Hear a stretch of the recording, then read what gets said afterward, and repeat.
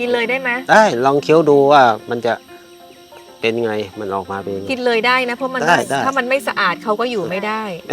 เพราะฉะนั้นเนี่ยแปลว่าเขาสะอาดมิ้นก็จะกินอันนี้คือตำเตาอ่ะพูดง่าย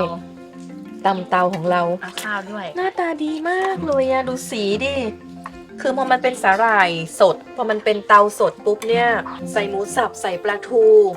แล้วก็มีความสดของเตาที่เราไปเก็บมาถ้ามีกุ้งสดก็ใส่ได้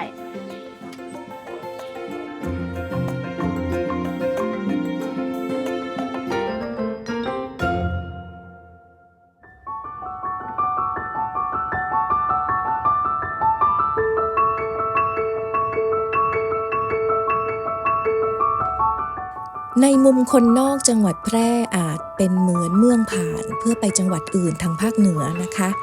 แต่สำหรับมุมของคนในแพร่อาจจะไม่ใช่แค่เมืองท่องเที่ยวมากเท่ากับเป็นเมืองที่น่าอยู่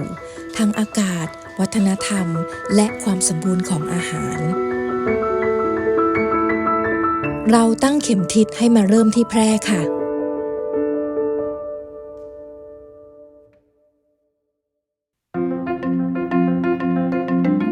อาจารย์ฮิวนักวิจัยโครงการตามหาสาหร่ายเต่าพาเราเข้าไปรู้จักภูมิประเทศหลังคาทรงปัญญาที่ล้อมด้วยภูเขาทั้ง4ทิศกับธรรมชาติเฉพาะตัวที่ซ่อนอยู่ในถิ่นเราเคยใช้คำว่าหลังคาเมืองแพร่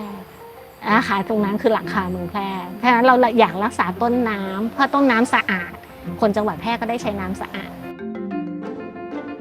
บ้านนาคูหาเป็นบ้านที่เกิดจากคนป่าแดงขึ้นไปทำนาค่ะไปทำไร่ทำนาทำสวนข้างบนสืบจากคนอายุประมาณ80-90แล้วค่ะน้ำท่วมใหญ่กลายเป็นท่วมนาหมดเลยเมื่อก่อนเขาเรียกบ้านนาก็คือนามีนาไงค่ะพอท่วมปุ๊บจากนาก็ไม่สามารถทำได้สาหร่ายเตาขึ้นมาในบริเวณท้องนาขึ้นมาแทนนะคะเขาก็เลยบอกว่าไม่ทำนาละก็ทำเอาเตามาทำแทนกินเตาแทนจะสังเกตว่าห้อมกับเตาจะเกิดใกล้ๆกันบริเวณที่มันอยู่ในร่องน้ำใกล้ๆกัน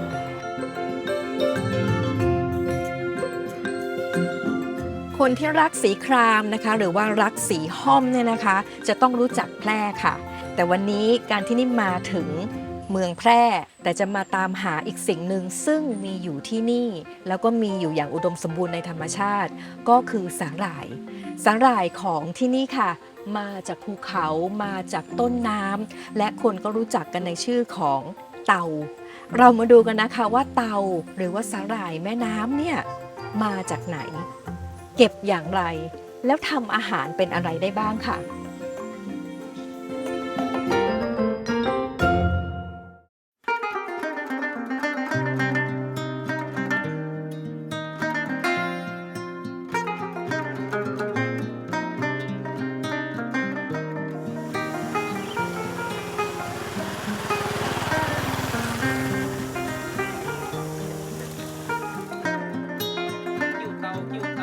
ลุงสว่างเป็นประธานกลุ่มวิสาหกิจชุมชนบ้านนาคูหา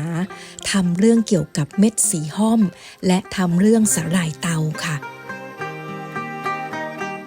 เตาที่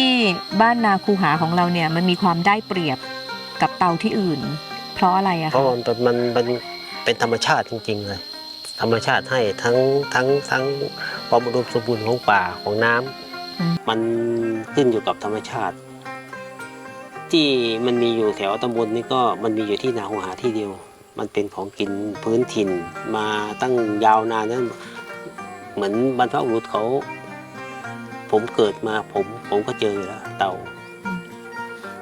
เมื่อก่อนก็เป็นอาชีพเสริมเดี๋ยวนี้ก็มันก็จะเป็นอาชีพหลักๆไปแล้วก็มันพลิกนาเข้าเป็นนาเตาคนรุ่นใหม่เขาไม่ค่อยทำนา ทำนาปีหนหนึ่งก็ทำเตามันได้เรื่อยๆทุกตลอดสัปดาห์เว้นอย่างมากก็อาทิตย์หนึ่งถ้ามันออกมาเยอะๆก็เว้นวัน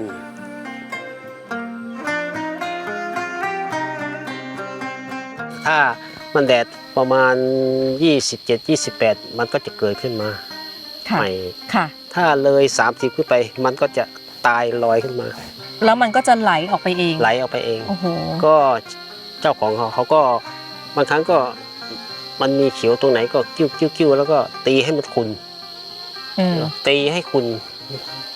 ทั้งบ่อเลย ค่ะ แล้วก็ทิ้งไว้ อืม มันก็น้ำค่อยๆใสระบายเดี๋ยวมันก็ออกมาใหม่ นี่คือ เหมื เป็ อน นวิธีการทำดูแลเขาธรรมชาติให้เขาถ่ายเท เหมือน ได้ มันมีชีวิต โอ้ จริงเลยนะ ดีเลย ชีวิตเหมือนชีวิตโดยธรรมชาติของมัน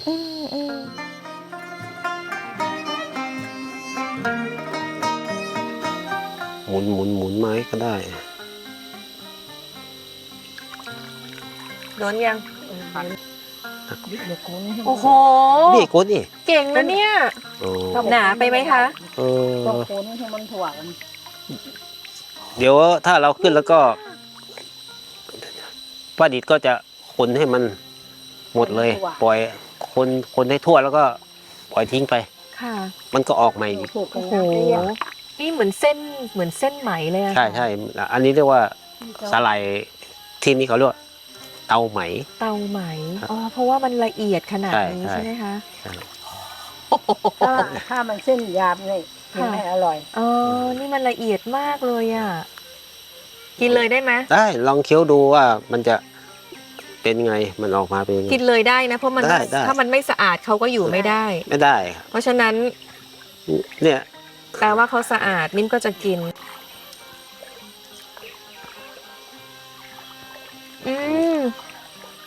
มันไม่ใส่จังกับก้นอ่ะ ถ้าเป็นคน มันมี texture ที่ละเอียดแล้วก็กรอบมาก จริงๆแล้วกินเปล่าๆ โดยที่ไม่ต้องมีอะไรเลยก็ได้นะคะ ได้อยู่ คิดในใจว่าถ้าเผื่อว่าเอาไปจุ่มๆใน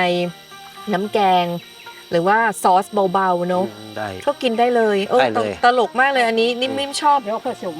แบบนี้มากเลย พริก อะ เข้าแล้วก็ อันนี้คือกินขณะยังอยู่ในน้ำเลยอ่ะ น้ำเลย กินสดเลยไม่มีอะไรเจียปนเลย อ๋อ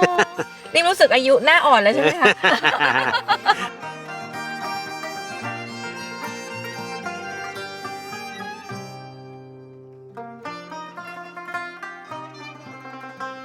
เสร็จแล้วลงอ่ะ เสร็จแล้วมากิ้วเตาได้กับข้าวกลางวันแล้วหนึ่งมื้อแล้วครับ เราจะได้กินสดๆอย่างนี้เลยเหรอคะ สดๆอย่างนี้เลย เยี่ยมโอเคมา ครับ เอากลับบ้าน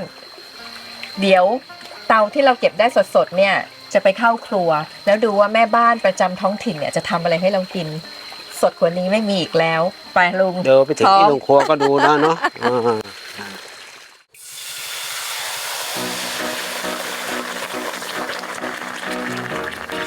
จากการวิจัยของอาจารย์ฮิลนะคะสาหร่ายเตาเป็นสาหร่ายน้ำสไปโรไจรา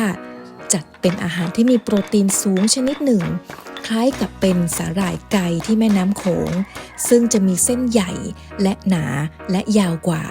ส่วนสาหร่ายเตาจะมีเส้นเล็กละเอียด บางและเล็กกว่า เตามีสารอาหารหลายอย่างค่ะ ที่สำคัญคือสารต้านอนุมูลอิสระ ที่สามารถนำไปใช้ประโยชน์อื่น นอกจากการทำอาหารได้อีกด้วย มีคำพูดจากคนสมัยก่อนนะคะว่า เขาจะไม่ยอมกินเตาด้วยกัน เพราะว่าจะทำให้ทะเลาะกัน แท้จริงแล้วก็คือเตาน่ะเป็นของหายากและแพง ถ้าเผื่อว่ากินด้วยกันแล้ว จะแย่งกันกินต่างหากค่ะ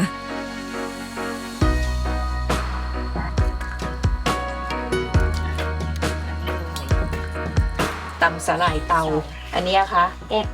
ต้มจืดสาหร่ายเรา มันเหมือนแกงจืดเต้าหู้สาหร่ายเลย เพียงแต่ว่ามันจะมีความหนึบ แล้วก็มีความหนืดของสาหร่ายที่ละลายลงไปในน้ำซุป อันนี้คือตำเตาอ่ะพูดง่ายๆตำเตาของเรา เอาข้าวด้วย หน้าตาดีมากเลยอะดูสีดิ คือพอมันเป็นสาหร่ายสด พอมันเป็นเตาสดปุ๊บเนี่ย ใส่หมูสับใส่ปลาทู แล้วก็มีความสดๆของเตาที่เราไปเก็บมา คือมันหอม เอางี้รีบรู้แล้ว มันคือมีความหอมของเครื่องเทศ ก็คือหอมข่า ค่ะตะไค หอมตะไคร้ ร้ แล้วก็ มะแขน มะแข่น พริกแห้ง มะแขวนแล้วก็หอมพริกแห้งแล้วก็หอมเนื้อปลานิดๆเนาะซึ่งมันเข้ากันเพราะว่าไอตัวเตาเนี่ยมันก็มาจากน้ำคิดว่าเชฟญี่ปุ่นของพี่อ่ะคนญี่ปุ่นนี่เขาจะทำเขาต้องชอบแน่ๆเลย อยากรู้เหมือนกันว่าเขาจะเอาไปทำอะไรเนาะ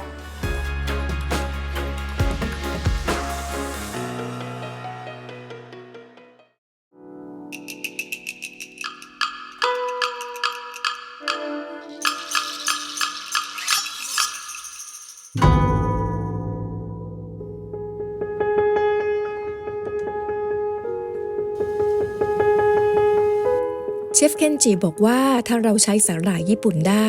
สาหร่ายเตาก็ใช้ได้ คือเมื่อเราเห็นคุณค่าของวัตถุดิบ และทำให้เกิดมูลค่าได้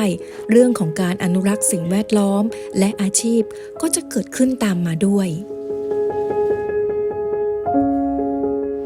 For me,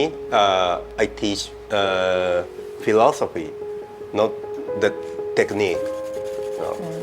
that's much more important. Because every single small process is needed, really needed. I put in the steamer, but the temperature is around 80 degrees.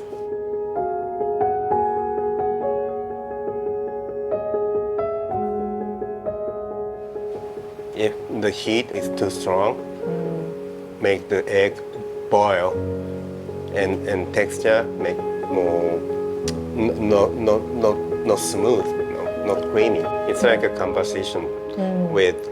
ingredients. Beautiful and healthy.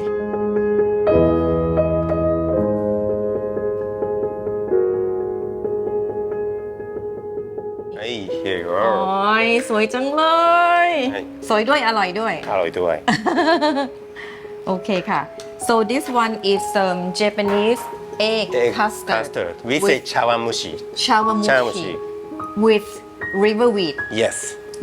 you done this thing before the with the river Actually, I tried before with Japanese seaweed. oh my god the texture โอ้นิ่มจะบอกว่าพื้นผิวสัมผัสนี่มันแบบเด้งหนึบเหมือนกับไข่ญี่ปุ่นที่เคยกิน โอ้Like it? โอ้ยชิมีความอูมามิเป็นความเค็มของสาหร่ายเนาะ it's a little umami Sarai and fish and scallop and chicken. อยากให้ทุกคนได้มากินจังเลยอ่ะเพราะว่าสาหร่ายหน้าตาธรรมดาที่มาจากแม่น้ำหรือว่าน้ำจากทางภาคเหนือของไทยกลายเป็นไข่ตุ๋นญี่ปุ่น นุ่มละมุนละไมยกระดับมากว้าวสุดยอด อร่อยจริงๆกินหมด นี่ ไปจะกินหมด ขอบคุณนะคะ ขอบคุณมาก ๆ